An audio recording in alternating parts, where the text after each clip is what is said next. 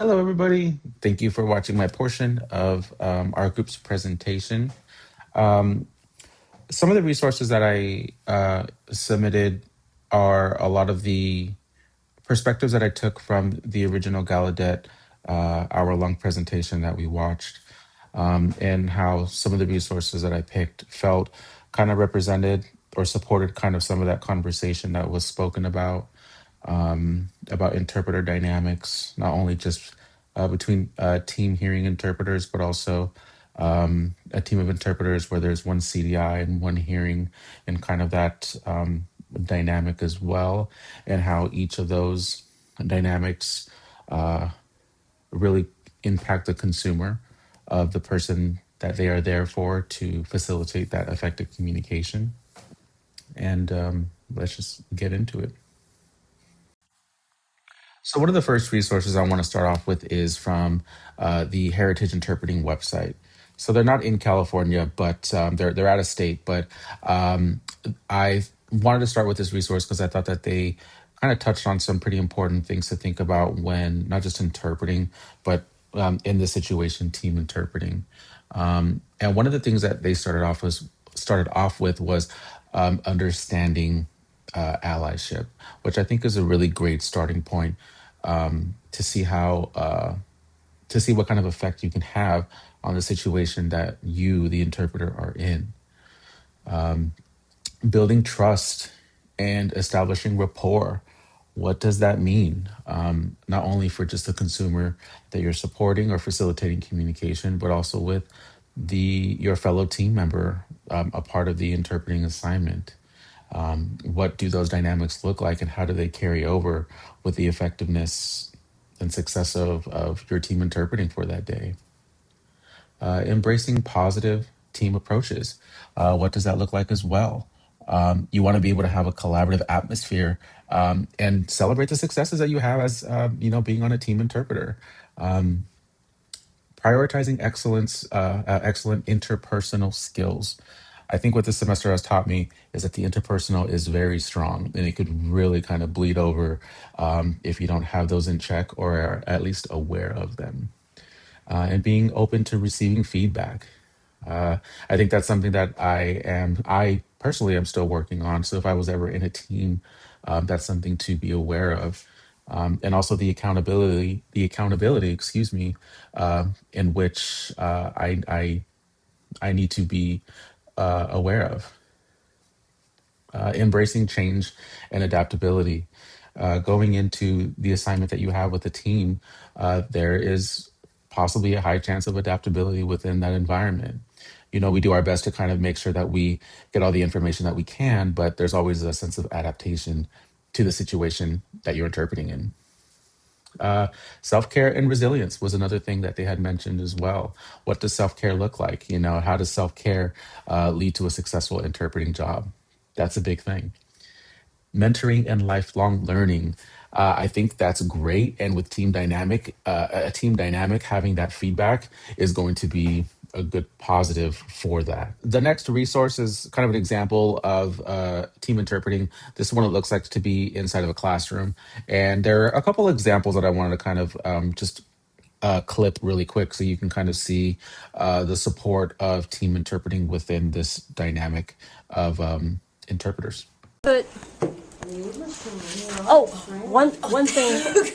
One thing. It's my fault, Kathy. I'm sorry. Dana, it's always the last night. I still love you. You do a lot for us. How can I complain? I can't complain. I say nothing. We're here till 10:30 then. Thank God I had 3 bottles of liquor in my car. I left. God. I think during the break someone needs to go on a field trip. Buy some cups. Sharing is sharing. I hope that's on videotape. Oh my God. It was a variety commonly seen in Europe. It was actually known as the butter color fly, and then later became butterfly.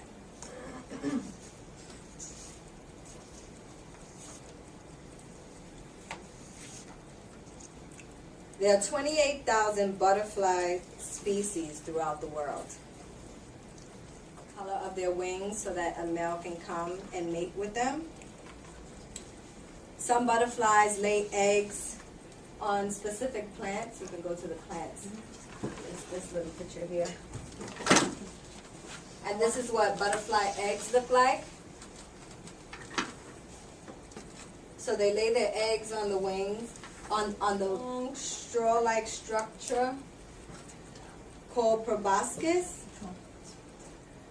You can just flick onto any slide because it's not working.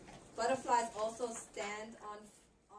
So, as you can see from this example, the dynamic of this situation with this team interpreting, in my opinion, this wasn't maybe, there were some areas of opportunity between one of the interpreters.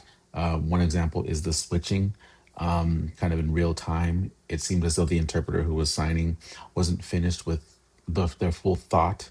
And there was a switch with a little bit of disruption from the teacher. So there was a little bit of a dynamic that from my opinion, the switch happened a little prematurely without the thought or without the signing being completed of the thought that was being communicated. So, but I would say them being there as a team, you saw some examples of feeding. You saw some encouragement in the beginning when one of the interpreters was doing this to kind of calm herself, and then the other interpreter kind of patting her on the leg for some encouragement. So that definitely added to a positive experience, I think, with the team being there for the consumer.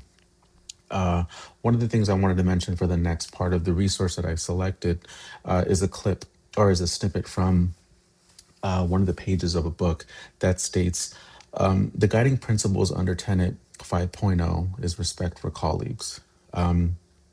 And it states the interpreters are expected to collaborate with colleagues to foster the delivery of effective interpreting services.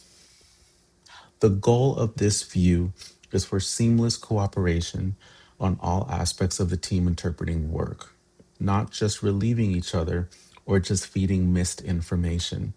The goal of the collaborative view is for the team to work as one throughout the interpreting assignment.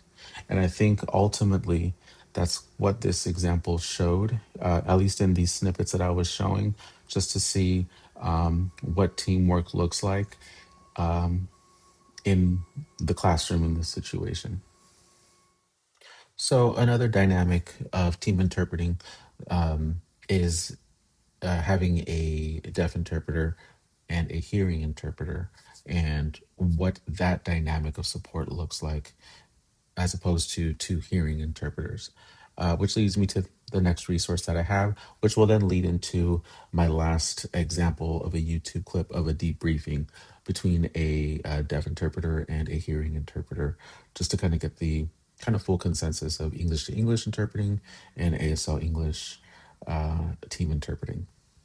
Okay, so with the resource that I have for the ASL and English interpreting and English to ASL, it says during that process, interpretations are being constructed in a way that both clients will understand the target message clearly. The clients are both active participants in the communication processes, constructing meaning from what each other said. As the deaf hearing interpreter team works to convey the messages, they take into consideration the context of the interpretation, the participants, the culture, language used, and the intent of the speakers, and make linguistics decisions to meet the need of the client involved for effective communication to occur. So, with that being said, here's an example of a debriefing with a situation like that, where both a deaf interpreter and hearing interpreter are debriefing. Thank you, everyone.